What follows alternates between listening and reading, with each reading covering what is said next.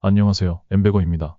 세계 최대 제약 바이오 투자 행사로 투자자들에게 잘 알려진 JP모건 헬스케어 컨퍼런스가 시작되었습니다. 컨퍼런스에 참여하는 한국 제약 바이오텍이 다수 있는데요. 엔솔바이오사이언스의 P2K를 기술이 전해간 스파인 바이오파마의 2025 JP모건 행사 참여 관련 소식이 있어 자료를 정리해 보았습니다. 지난 12월 5일 스파인 바이오파마는 파이프 샌들러 컨퍼런스 발표 이후 투자금을 모집하기 위하여 미국 증권거래위원회 SEC에 폼 D를 제출합니다. 폼 D는 미국 증권거래위원회 SEC에 제출하는 자금 조달 신고서입니다. 쉽게 말해서 SEC에 나 지금부터 투자 받으려고 하니 허가해줘 라고 신청하는 것이죠. 폼 D를 제출하는 이유는 증권 발행 없이 자금을 조달할 수 있는 방법으로 스타트업이나 비상장 기업이 투자자들로부터 자금을 모을 때 주로 사용합니다. 폼 D에 기재되는 주요 정보는 다음과 같습니다. 첫째, 기업 정보인 회사 이름, 주소, 경영진 정보.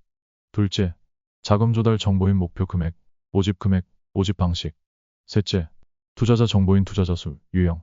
넷째, 조달 방식인 주식, 전환사채, 옵션입니다. 그렇다면 스파인 바이오가 제출한 폼 D를 확인해 봅시다. 먼저 2024년 12월 18일자 폼 D입니다. Offering and Sales Amounts는 발행 및 판매 금액을 의미합니다. 이 항목을 통해 모집 금액 방식을 확인할 수 있습니다. 첫째, Total Offering Amount. 목표 금액 2,350만 달러. 둘째, Total Amount Sold. 모집 금액 1,305만 달러. 셋째, Total Remaining to be Sold. 남은 금액 999만 달러. The Offering in Convertible Notes는 자금 조달 방식의 전환사채임을 의미합니다. 정리하자면 스파인 바이오가 목표한 금액은 2,350만 달러이며 목표 금액의 약 57.5%인 1,350만 달러를 모집한 상태입니다. 다음은 스파인 바이오파마의 자금 조달 타임라인과 상세 데이터입니다. 지금까지 스파인 바이오파마는 총 5,880만 달러를 투자받았습니다. 그리고 이번에 투자받은 금액은 VC에 의한 자금 조달 후기 단계이며 Generating Revenue는 수익 창출 단계에 이루어지는 투자를 의미합니다. 이 단계의 투자로 회사는 사업 확장, 시장 점유율 확대, 추가적인 제품 개발을 위해 자금을 활용합니다. 데이터에 따르면 투자금 1,350만 달러 조달은 완료된 상황입니다. 그렇다면 목표량을 채우지 못했기에 실패했을까요? 저는 그렇지 않다고 생각합니다. 그 이유는 바로 지난번에 스파인 바이오가 제출한 폼 D를 보면 알 수 있습니다. 2023월 10월 11일에 제출한 폼 D입니다. 1. Total Offering Amount 목표 금액 1,500만 달러.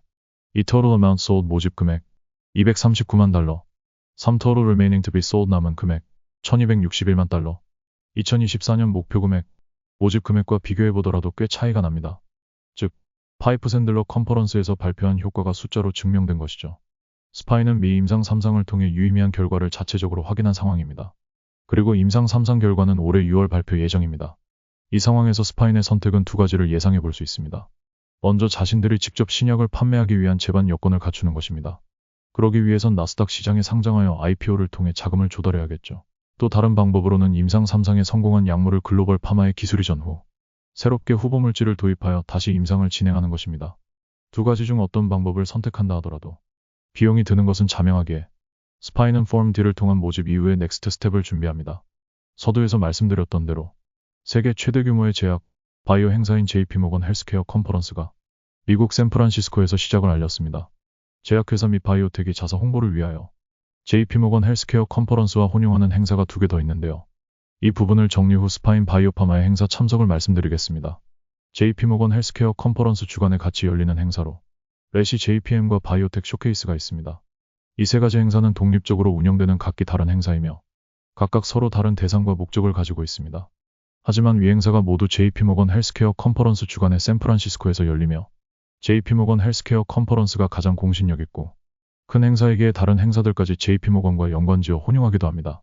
다만 참가자들이 두 행사에 모두 참석하거나 연계된 미팅을 가지는 경우가 있기 때문에 경계가 흐려지는 경우도 있습니다. 예를 들어 JP모건 헬스케어 컨퍼런스에 초대받지 못한 기업이 바이오텍 쇼케이스에 참여한 후에 JP모건 주간에 참석했다고 보도하는 경우도 있습니다.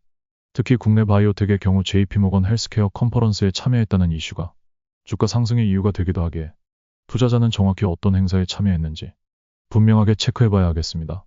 JP모건 헬스케어 컨퍼런스가 주목을 받는 이유는 초청을 받아 참여할 수 있는 행사이며 특히 행사에서 발표하는 제약, 바이오텍은 글로벌하게 주목받을 수 있기 때문입니다.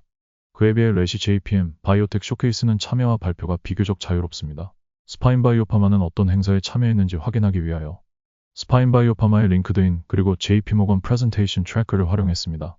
결과를 종합해보면 스파인 바이오파마는 바이오텍 쇼케이스에 참여하여 발표 예정입니다.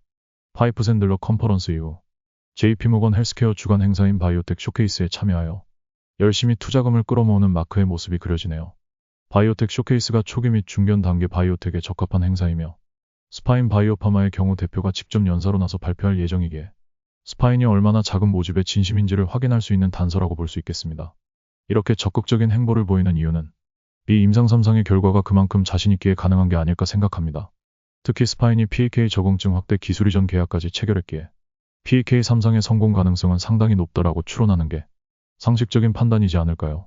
JP모건 헬스케어 컨퍼런스가 아닌 점이 아쉽지만 스파인바이오의 바이오텍 쇼케이스 발표가 성공하여 목표치 이상의 투자금을 수혈받았으면 좋겠습니다. 이렇게 모아진 투자금은 나스닥 상장을 위한 준비 자금으로 활용될 가능성이 매우 높기 때문이죠. 그리고 엔솔은 스파인으로부터 마일스톤과 로열티를 수령하게 되어 있으니까요. 내년도 JP모건 헬스케어에는 엔솔 바이오사이언스가 초청받아 발표하길 기원하면서 영상을 마치겠습니다. 구독, 좋아요, 알림 설정은 영상 제작에 큰 힘이 됩니다. 감사합니다.